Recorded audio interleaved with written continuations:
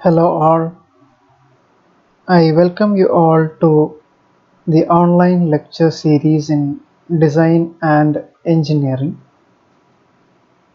So the subject design and engineering is actually a mix of two different domain areas, namely design and also engineering, and that is why the name is given as design and engineering. We will see into why or what it means by the words design and the word engineering and how they are related with each other in this subject.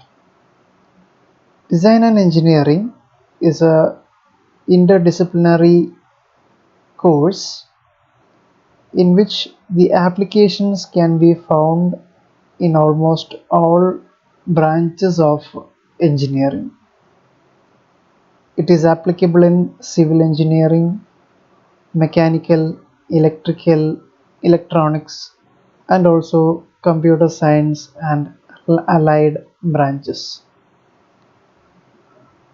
So, the design and engineering is, as I told, is interdisciplinary in nature, and it is actually used for the product development. And while doing the product development, we need to incorporate the fundamentals of all these branches, maybe all or at least some of these branches together, and that is why it becomes interdisciplinary in nature. Design and engineering as a course in KTU was done during the second semester of the 2015 scheme. Your seniors had the subject design and engineering in their second semester, and a lot of difference has been noticed in the pattern, as well as some changes are being incorporated in the syllabus as well for the 2019 scheme.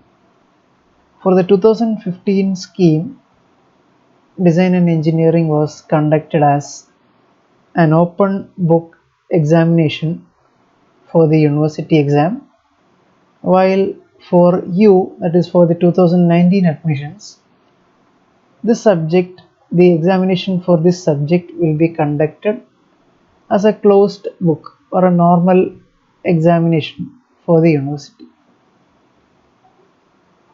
Now this subject demands, or this subject requires, a very broad outlook, a very open-minded outlook from your side, because it involves a lot of creativity.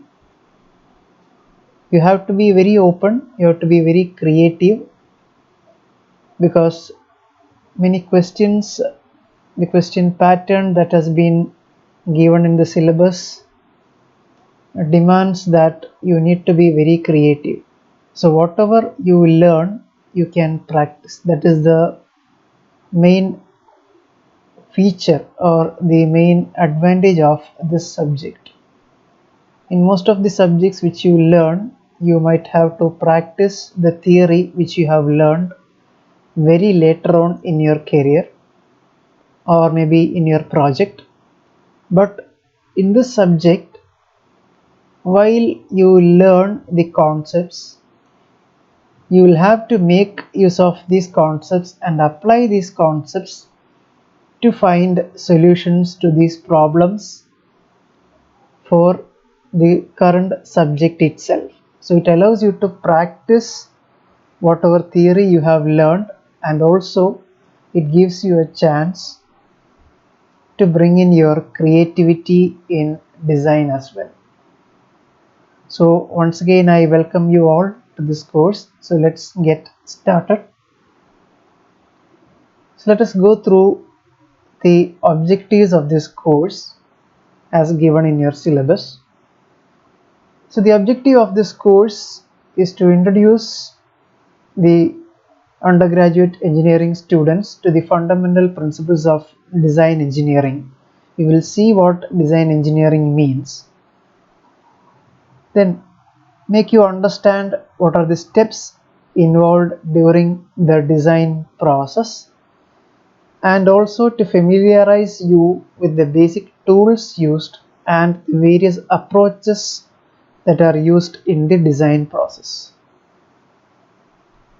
and what are the outcomes of this course, what you gain by this course.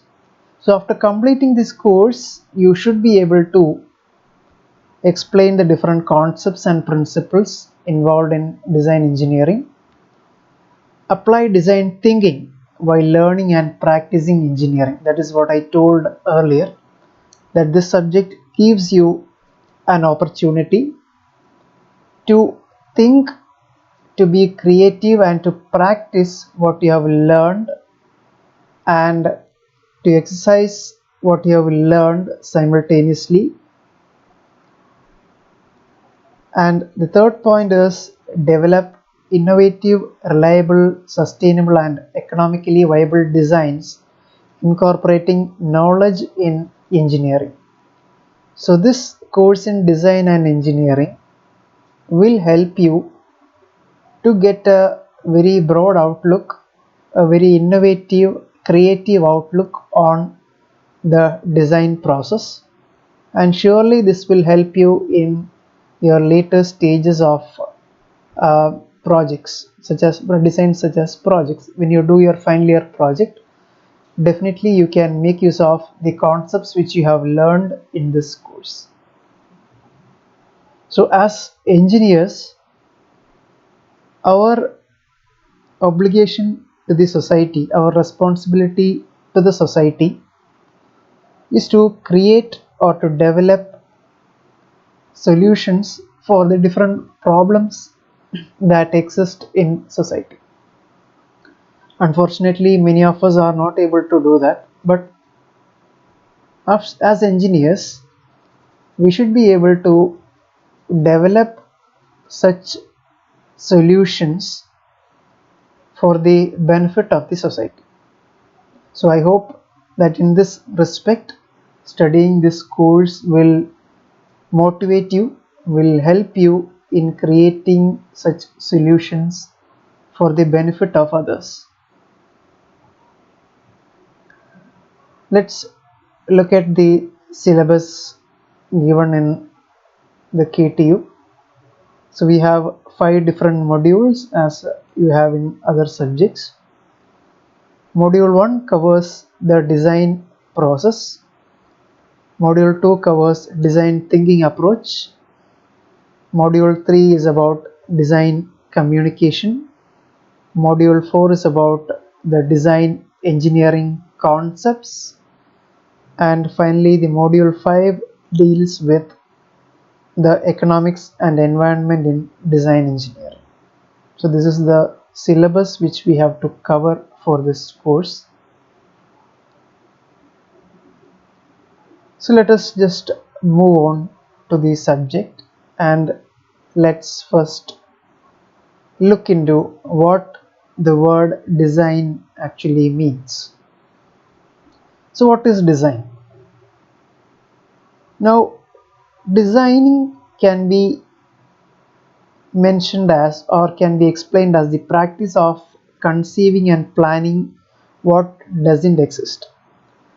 So if you have a problem in the sense, if there is a requirement for a product from a customer that does not exist in the market, then design involves the process of planning and planning in detail the solutions, finding the solutions for that problem. And it is a broad term which is applied to creating structures, environments, interfaces, making products, services, features, or even it can be applied to different processes. So design, it is a very broad term which is applicable to a large number of areas. You can see here the different innovative designs of various products which we commonly use. For example, the first picture here on the right side shows you a laptop or a computer table with an integrated seat. So this is very different from our conventional design, a bench and a desk, or a chair and a table assembly. So it is very different. The design, you can see, is very innovative. The second design, as you can identify, is that of a bicycle which does not have any rims and is very modern in design, with less number of components and parts, and with a very prominent frame. Again, we have a chair and table assembly on the third figure here, an integrated assembly, an integrated design, an innovative design. Here you can see a sofa or a chair with a book rack around it, so that whenever you sit and you want to read, you can take out books from each of these racks, rather than going to the book rack and taking the book from there. You can just select it while you are sitting here. And then this figure shows a cup holder assembly which can be clipped onto a table. So all these are examples of innovative designs which are results of very innovative and creative thinking. Now, what is design? Design consists of the specification of requirements needed to satisfy the customer. So the central portion of the design process is the customer. So without the customer, there is no design. Whenever a customer has a requirement, the requirement becomes the design. For example, you have a number of products existing in the market. Say, for example, toothpaste. There are a large varieties of toothpastes, different brands, different companies, different flavors available in the market. Why do you think that so many products exist? We just need to have one toothpaste or two. Why so many brands are there, or why do so many varieties exist?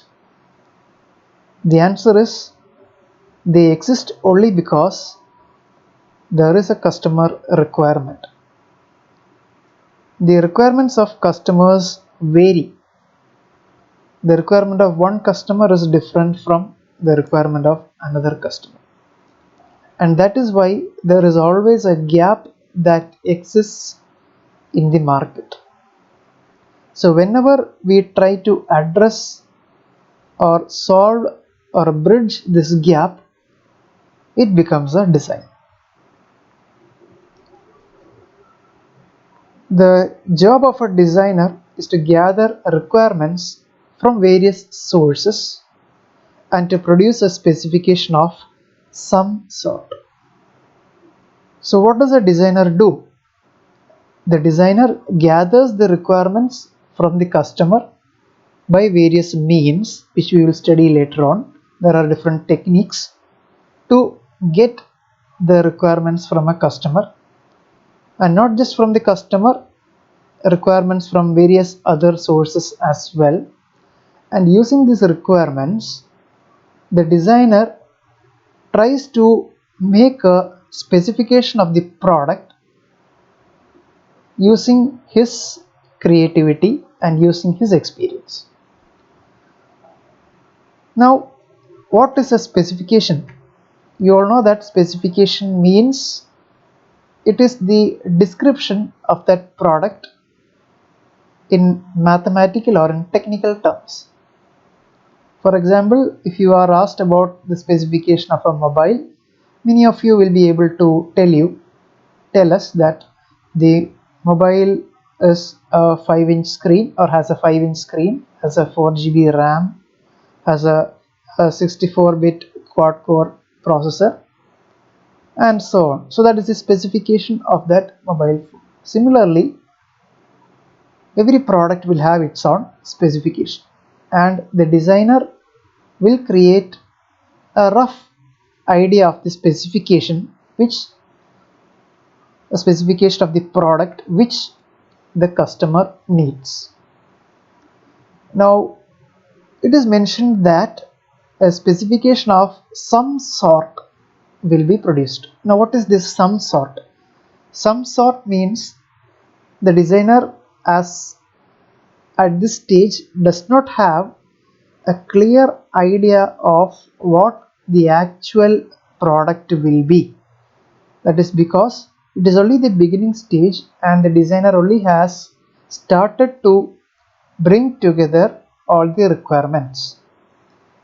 Now, as the process progresses, more specifications might be added and this will change its specification. So, only a rough specification or a rough idea can be made at this point of time. So that is why it is known as, or it is mentioned as, some sort. And the designer again considers many human factors like aesthetics, that is the comfortability, the functionality, the ease with which the product can be used, the quality and the fitness for purpose. So these are the factors which the designer is most concerned about. And the designer is less concerned with the implementation details. So that is very important, because the designer brings in his creativity and his experience in designing in accordance with the specification. So if the customer demands a product which is comfortable to use, the designer will focus mainly on the comfortable aspect, then the ease of use aspect, and the aesthetics of the product. The engineering details of this product is to be handled by the design engineers or the engineers. Now you see that there is a difference between a designer and a design engineer. So designer is not concerned with the engineering aspects. He just has to consider the factors other than the engineering aspects, whereas a design engineer will have to consider the different engineering aspects of the product, such as the safety, the quality, the strength, etc., the durability, etc. of the product while it is being used. So that is the basic difference. Now, the second term, engineering design. So as I told, there is a difference between design and engineering design. Now, engineering design, as you can see in the figure, it is a process. We call it as the engineering design process. You can see a number of processes being listed here, which forms a cycle, starting from defining the problem, brainstorming, researching ideas, establishing constraints, alternative solutions, selecting an approach, developing a design proposal, making a prototype, testing and evaluation, refining the design, creating the solution, communicating results, and again reaching back to defining the problem. So the first step of the design process is defining the problem. So the problem, as I told, is nothing but the requirement from the customer. The engineering design consists of the process of designing a system, component or process to meet the desired needs, and it involves an iterative decision making. So iterative means it is a repetitive decision making process in which we may need to jump back to the previous step to check whether our decisions have been made correctly, and then again progress to the further steps, again come back, and so on. We use basic science, mathematics and other sciences and other essential data to convert the resources into specific needs.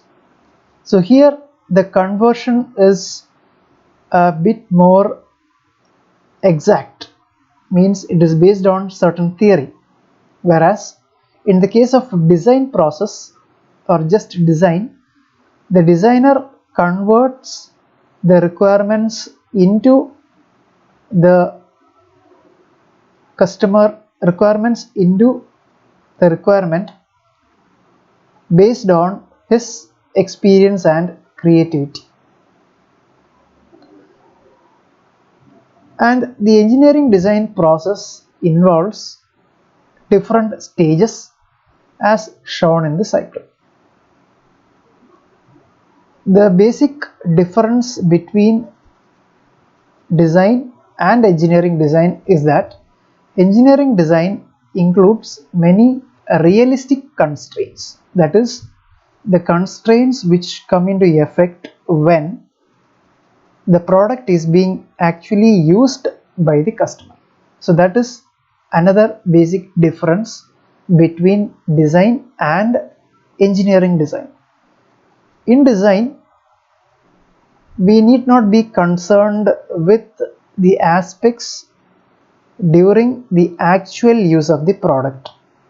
So we can be very creative, we can bring in a large number of innovative designs, but at the end, when the customer uses this product, the product should be as per his requirement, and it should satisfy his requirement and also be of good quality and durability. It should be safe with good aesthetics, and it should also be good for the environment. So all these factors have to be considered while developing a product. So engineering design includes realistic constraints, or the constraints which come into effect when the product is actually used by the customer, such as the economic factor, whether the product is very costly or whether it is cheap or affordable, whether it is safe, it is reliable, it is aesthetic. Aesthetic means whether it is the customer friendly to use, then whether the ethics are being followed, and whether it creates any social impact. So all these are considered in engineering design. Now let us look into the features of engineering design. Engineering design is a method that engineers use to identify and solve problems. So as I told, the design process, engineering design process involves a number of steps and it follows a cycle, a number of steps which follows a cycle, and it is iterative in nature. We might have to jump forward or backward to different steps in that cycle. And it is a it is said to be a sequential method in which the engineers have to move from one method after its completion to the next and so on. Then it is a process. Engineering design is a process which is purposeful in the sense that at the end of the engineering design process we should have a product or a service that is as demanded by the customer. Engineering design is a design under constraint, which means we can be creative, we can be innovative, but we are limited by certain limitations or constraints. So our design should be or will be limited by certain constraints such as time, cost, quality, etc. We might have to design the product within a certain time, within a particular cost, and also by a quality that is prescribed by the customer. The design process is systematic and iterative, as I mentioned, and it is a social collaborative enterprise, which means design is not done by a single person. It requires the simultaneous working of several groups, several people working together as a team, and each team will be cross-functional in nature.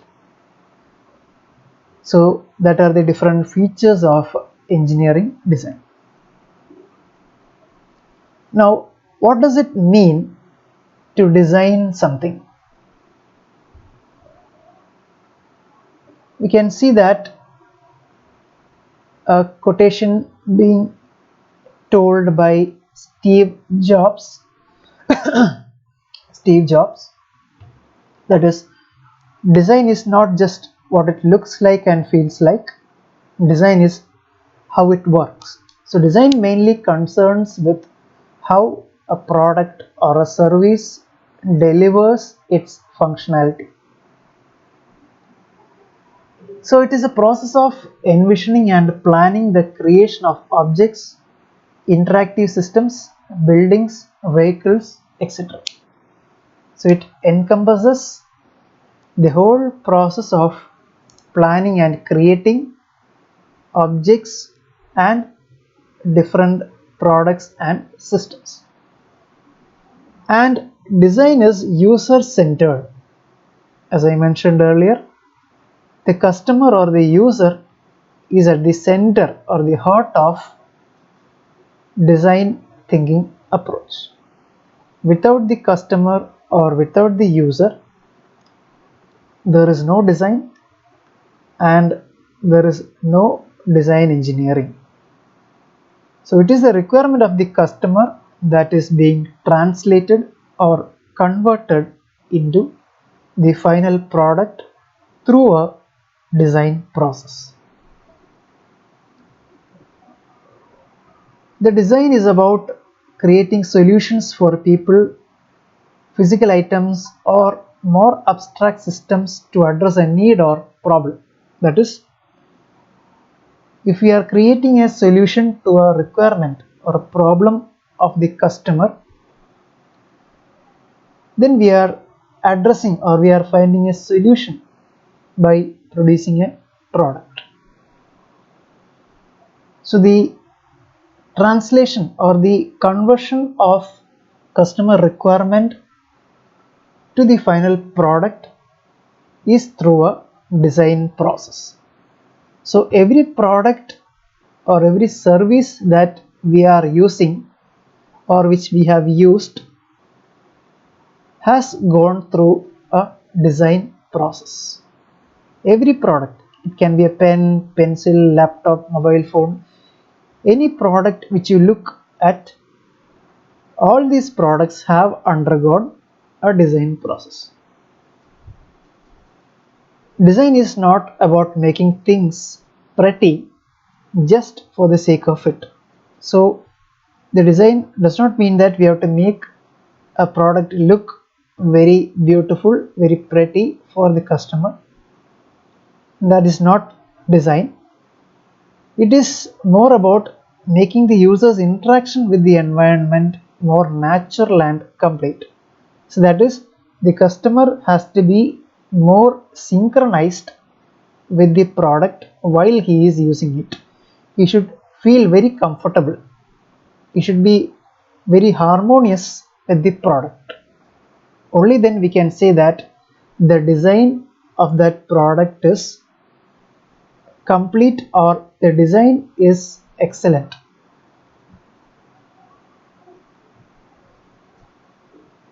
Now let us look at what are the different other kinds of designs which are commonly heard about. You might have heard of architecture design, which means designing and engineering buildings and structures. So whenever you have to construct a building or a house, you go to a civil engineer or an architect and create a design. So that is known as the architecture design. Interior design, again, it is a subset of architecture design wherein the focus is given more on the interiors of a building. How the interior has to be designed, how should be the interior environment. Based on the customer requirements, they do the design. Landscape design, in which the designing of gardens and parks are done very beautifully. Industrial design, where we make products or design products for mass production. Then we have fashion design, which deals with designing clothes and accessories. Then we have the software design, in which we design the different components, the different modules, different portions. So all these which are needed for a software. User interface design, in which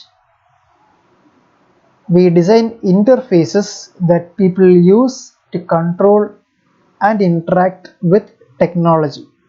That means whenever we are using or we are interacting with a product, there has to be a user interface. For example, we are using a laptop and we are typing in certain letters or the alphabets. The user interface actually is the screen wherein you are able to view what you have given as input. So user interface is actually a mode of communication or a means of communication between yourself and the product. Then you have graphic design, where we design the visual layouts of commonly magazines, websites, video content, etc. Then game design, where the gaming environments, the different aspects of games, features, all these are designed by game designers. And again we have sound design, where we design the sound environments and the sound production. So these are the different commonly found types of designs. Many other designs are also there, but these are the common types of or kinds of designs which are commonly noticed. So you can see the difference between engineering design and all these designs that are listed here. Now, how do we perform design or engineering design? how do we do the engineering design. As I mentioned, engineering design is actually a process which is sequential and is iterative in nature. There are basically 12 steps that are involved in the design process. First is defining the problem, which means we have to get the requirement from the customer. So that is defining the problem. Problem here means the requirement from the customer. Then we do a brainstorming process, where brainstorming means it is a collective thinking process. 8 to 10 people in the team will sit together and discuss on the possible solutions to this problem and how to approach this problem. While brainstorming, you generate a large number of ideas which are workable and which are not workable. You collect all those ideas together and then screen out the ideas which are workable, and we leave away those ideas which are not workable. The fourth stage is identifying the criteria and the constraints. As I told, engineering design is designing within a set of constraints. We have to identify what are the constraints that are applicable to this design process respective to that product.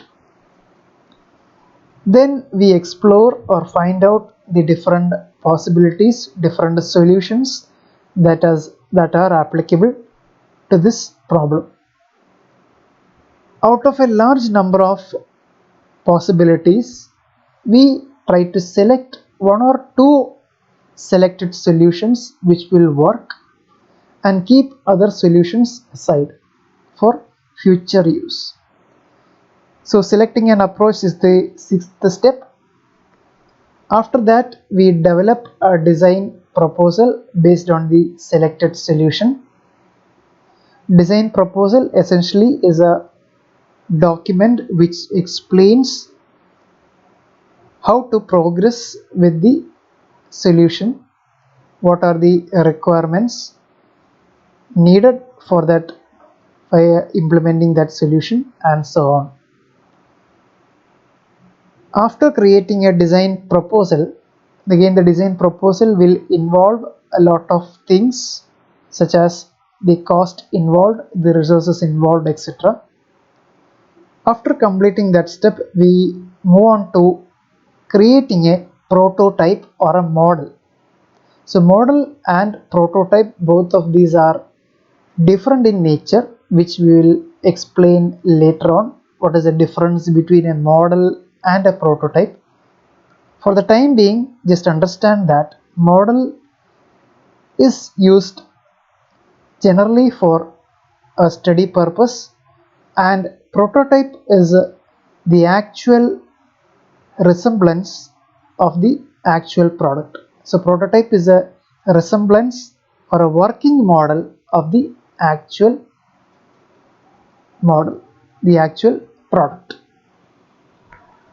So after the development of the prototype or the model, we need to test the model or the prototype to check whether it performs according to the specifications given by the customer, whether it is satisfying all the requirements of the customer, and whether it is failing in any of these.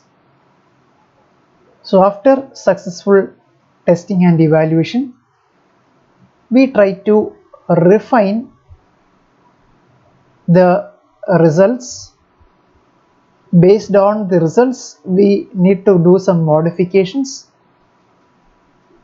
We need to select, we may have to select another approach or another possibilities or another solutions. So we do a refining process, and after refining, again this iterative processes, all these processes are carried out, and then when we feel that we have reached a successful position, we try to create or make that product, and finally we communicate the results to the customer and also to the other departments that is involved during the design process.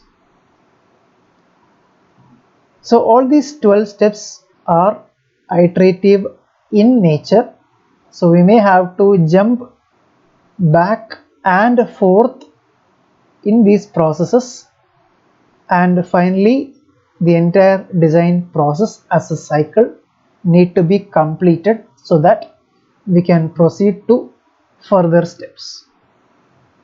So that is how we do engineering design. So engineering design involves all these 12 steps. So that is about the introduction to the design and engineering design process. I hope the lecture was useful to you.